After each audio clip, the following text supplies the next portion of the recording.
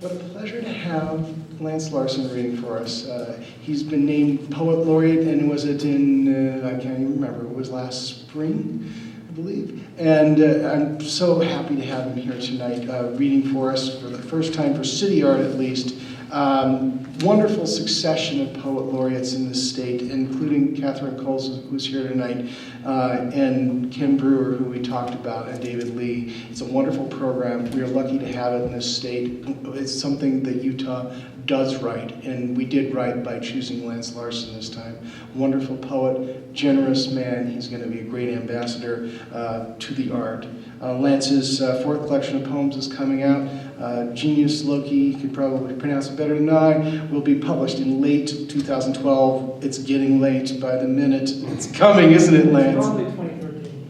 Probably 2013. 2013. That's an impossible date. In my mind, it doesn't make any sense.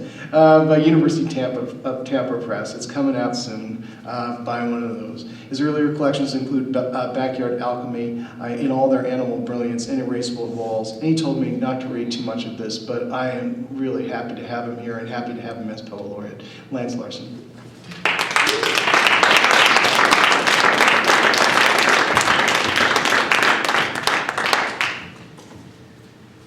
Thanks for the invitation. Thanks for coming out tonight. It's a great opportunity to meet Sean, and I've discovered that we have two countries in common, besides our own country, Chile and Spain, so we'll have to talk further.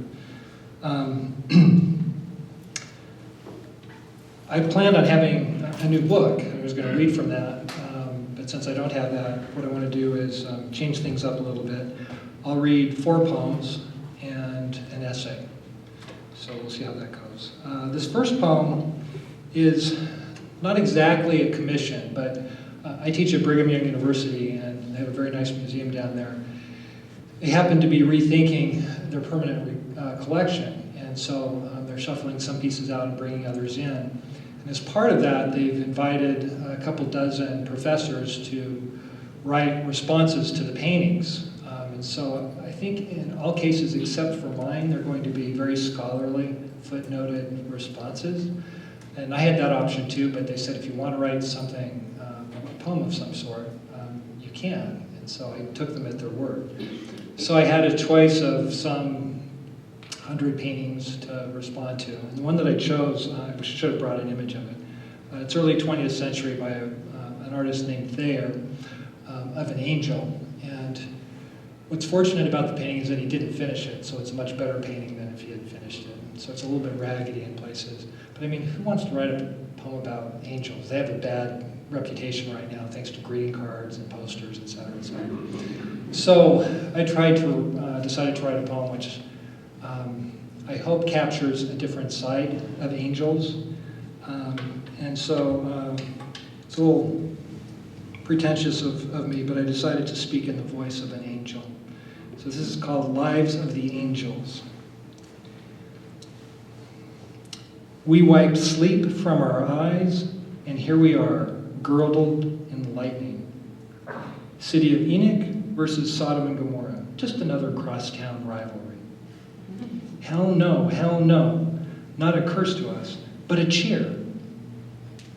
Cherubim in the tree of life. Picture a battalion of chubby scarecrows with lightsabers. No, they're not for lease. A harp is a harp is a harp is a harp, except when it is a cosmic vaporizer. Our humming bends light. To high to Kolob, just blink. Keep blinking for 1,000 years. Angelonic is the new black. Eve, Moses, Ruth, Ezekiel. For additional references, Google eternity. Our recreation? Watching school kids fashion coat hangers into halos. Also cleaning up the abyss. We weep, and a single tear cancels a Grateful Dead concert in Madrid. Don't make the mistake of calling us sad. Miracles are us, taking back the world one fallen sparrow at a time. Write all special requests on a leaf. Are we jealous of your lusty bodies? Cue up celestial laugh track. Your shadows smell of rancid meat. Your kisses equal rosebuds that never open. Think of us as black holes in reverse. The only device that can take our picture, a Urim and Thummim in a time warp. In the fourth dimension, our navels shimmer like the northern lights. Pray you're nowhere near when we unfurl our wings. We lived our life, now we're living yours. Okay, this next poem is a tiny poem, though it has 9 lines to it. The title is The ABCs of Prayer. When I workshopped it with my writing group, they didn't notice the form. I had to point it out to them, which I think is good. But I'll give you a hint. It has 26 letters. The ABCs of prayer. Arch backwards, cuss, daydream. Everyone fashions gods heretofore invisible. Journey, kneel llama-like, memorize Neverland, or perhaps quietly recite Steppenwolf to untutored vixens, whichever X yields Zen. So, of course, it's alphabetical. When you write one of these, I recommend that you start with the X, Y, Z. That's always the hardest part. If you can get that, whatever comes before is easy. In this new collection that's coming out, one of the sections consists of 14 or 15 odes. I have written many more than that, but most of them aren't any good, so I skimmed off the best ones. So I'll read one of those to you. This one's called To Alchemy. Salt crystals turning into sea monkeys, salamanders into witches, a sip of wine into the jeweled blood of God. I've always loved your presto changeo miracles. Here I am, middle-aged and mortgaged, and still I believe. Sitting down to play Brahms, I hope to be converted into electric mist or a flock of wrens. When my father died, I went bowling. Anything to transform the avalanche behind my breastbone into crashes I could hear. After my third game, I tossed down $50 and walked away wearing grief, size 12 and a half. Grief in shades of smoke and blood I could lace myself. We need you, alchemy, because darkness beckons, because the body bruises easily, can't fly or burrow, can never find the ignition in the time machine.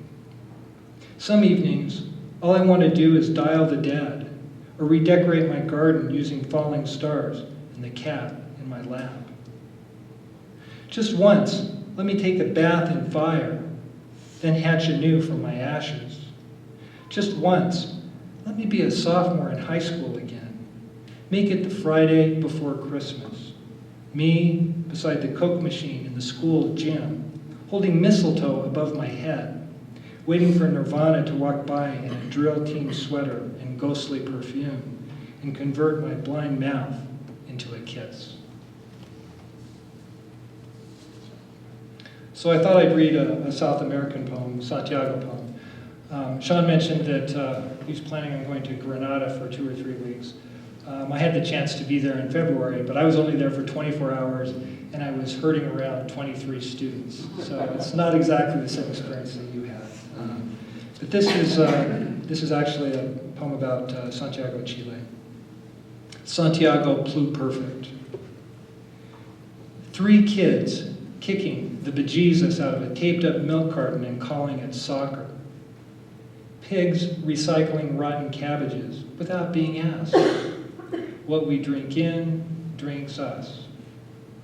In the feria, the melon man with a shriveled arm pushes a cracked honeydew off his stand. The splat of green flesh lets him send grabby urchins to hell while keeping them well fed for the trip. What burdens we bear us. Shortcuts home add an hour of pastoral chants to my hurry. Past the Rio Maipu, past cows re-chewing their boredom under a tree. A piece of me hangs with the newspaper caught in the power line. Another piece slumbers in the graveyard in cement beds stacked 6 high. What skies we fish us. At the tracks, I copy a pair of wild-haired sisters and lay 3 pesos on the rail. Soon a train to Valparaiso will stretch the face of a dour liberator into something hot that gleams. I shopped for bread and accents this morning and carry home bread and accents. If angels lodge inside us, they feed on details, then retreat into hiding. Okay, now an essay, or a memoir, depending on what you want to call it. I don't think I need to say much about setting this up. This looks back to an experience, 1985, 86, I was a college student. I think that's all I need to say. 17 ways to float. 1. The nice thing about a poem like this is that it's in sections, and I'll announce the sections, so you can sort of parse your boredom as you like and figure out where we are. So, 17 ways to float. 1.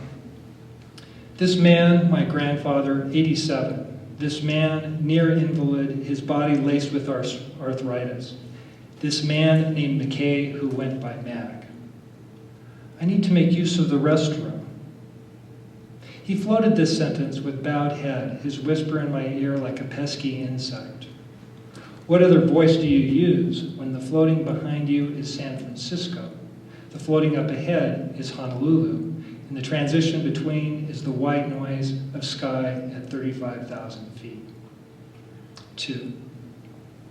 Blame floated everywhere, like fog, so I took a swipe at it. Why didn't you use the bathroom in the airport when I asked you to? Didn't need to then, he said. Well, I'm sorry, you'll just have to hold it, I said.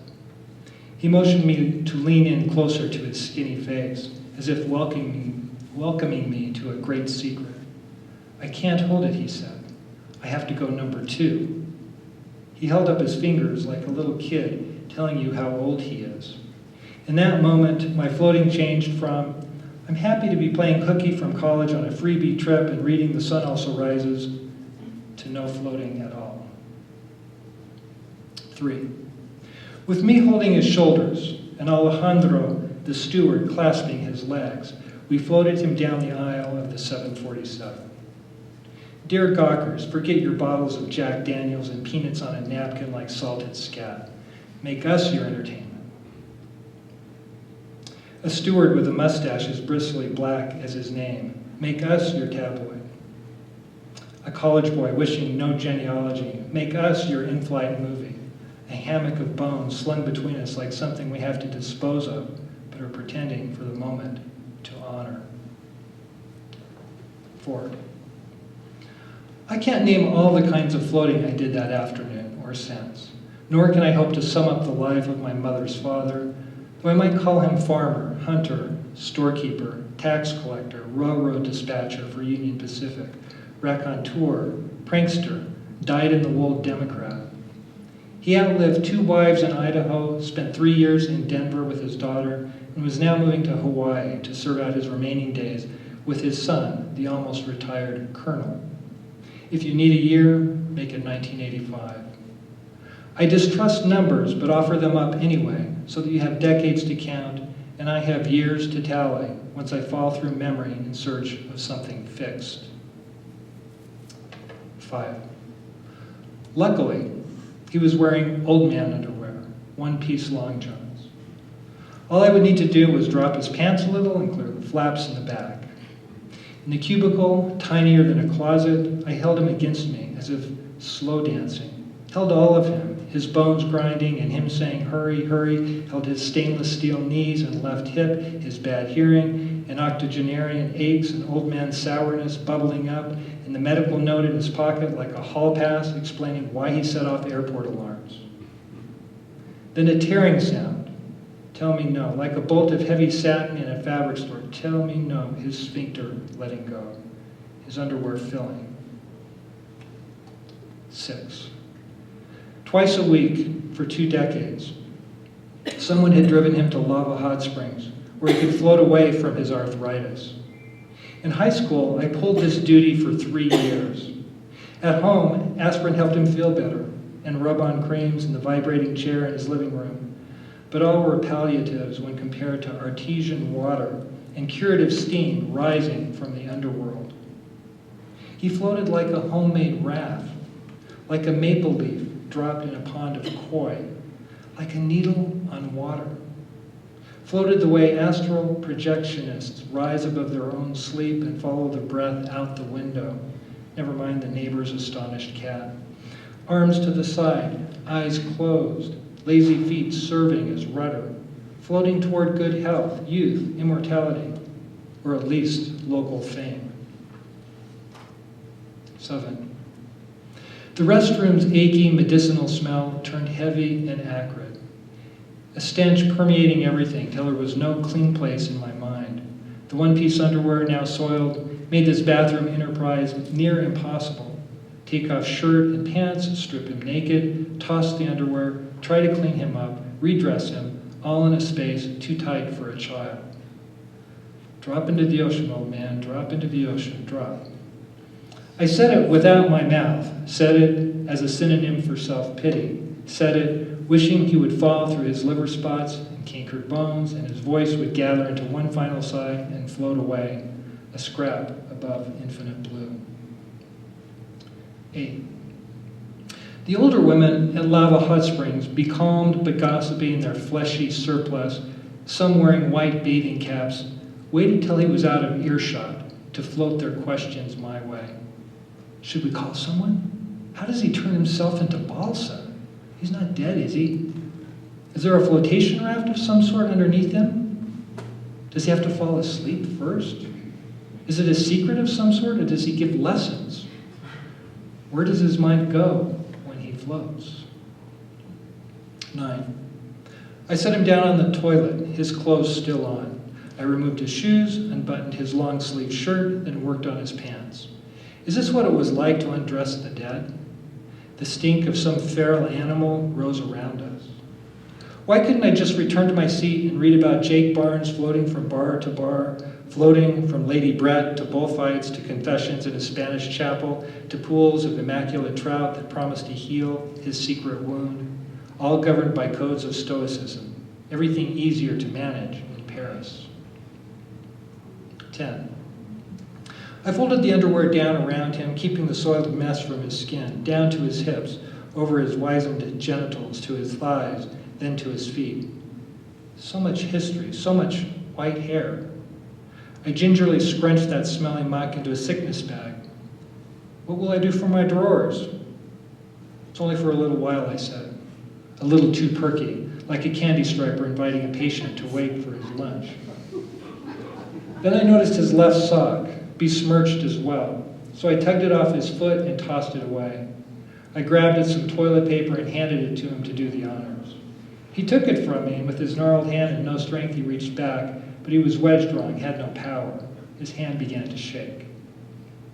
11. We have all floated above houses and shopping malls, over shimmering golf greens and burning forests, managing impossible feats, elaborate curves and loop-de-loops, diving toward stalled cars only to pull up at the last moment, threading our way through invisible mazes of rapture, bodies weightless above the troubled waters of our own lives. In dreams, we call such floating flight, unfetteredness, ecstasy, a reprieve from gravity and unforgiving flesh. Escape, escape, always something unpleasant to escape. For once we managed the impossible, swooping like raptors. One more arabesque of ether, another fleur-de-lis of florid air. Acrobatics as lazy as turning the page of a utopian novel and beginning to read. 12. I took the toilet paper and paused, like a parachutist at the door of an open plane before his first jump. Then reached and wiped, folded and wiped again, holding my breath against his stench, against intimacy, wincing when I felt his muck on my finger, wincing as if stung by a wasp. I hurriedly washed my hand and wiped him one more time. Almost ready for pants, I said, forcing matter-of-factness into my voice to keep from grinding out some hateful oath. 13. He looked all wrong and naked, his face above his pale body. Glasses that multiplied his eyes, teeth he could pop out, whiskers growing back after yesterday's shave, the hearing aid that never seemed to work. Such a public document, that face, exposed and overdone to a swarthy brown, as if someone had painted it to blend in with the curled leather of old saddles. The rest of him, white and saggy, nature's final will and testament, a pampered animal body at the end of its 85-plus years. I pulled his pants at his feet, stuck one foot through, then the other without a sock, and scooted the pants up over his thighs to his hips. His arthritic hand flew up to protect himself against the zipper, and quavered there like an injured bird. An instinctual move, not so different from cupping myself before zipping up a pair of cold Levi's after a swim. 14. I tightened his belt for him, shrugged him into his shirt, went to work on the buttons. I could feel myself relaxing ever so slightly. I turned on the faucet, which seemed like a pretend faucet in a pretend sink in a pretend house. Everything small and plastic and cheap. The only thing real was the bubble of air floating us through the sky at 650 miles an hour, a speed we had to take on faith, having no markers inside that prison. I scrunched to the side, Mac leaned forward, and we passed a scented lozenge of soap between our wet hands, his to mine, to his, to mine, to his. 15. Now and then I find myself floating back to that fouled cubicle, some force rewinding the afternoon, dropping me down into that spinning gyre in which I hated Mac fiercely, a shortcut to hating myself. Whenever that allegory and selfishness dials me up, the younger me takes center stage. Why were you so petty, I ask? Why so self-involved? He shrugs his shoulders. What else could my younger self do, knowing nothing of the body? That was years before I had children, years before I cleaned up anyone. I've since changed dozens, make that hundreds of diapers, the collective messes of 4 soiled children in back seats, on camping trips, in shopping malls, on playgrounds, scrubbing the stubborn scrotum, wiping down the lobular folds. 2 wipes usually enough, but sometimes needing 4. I've re-diapered, kissed the sour bellies, bundled my squirming children from blessed befouledness back into temporary clean. 16. What is memory but helplessly floating into the past to relive some pleasure or guilt? What is flight but a suspension of our lives between time zones? What is second person but a literary device that allows the guilty and grieved to speak to the dead? Ah, Mac, 30 years I've been hiding from your body. By hide, I mean how I wish that afternoon that you belonged to someone else. By your body, I mean the 117 pounds left of you, old man flesh threaded over arthritic bones. Not much of a body, but enough to haunt. Though I tell your story but rarely, I always find a way to let myself off the hook. What was I supposed to do? Force him to use the restroom before getting on the 747? How could I know the limits of his body? What I never mention in these recitations, that I was less than gentle above the Pacific, less than patient. With a body like yours, ancient and broken, how could your feelings count?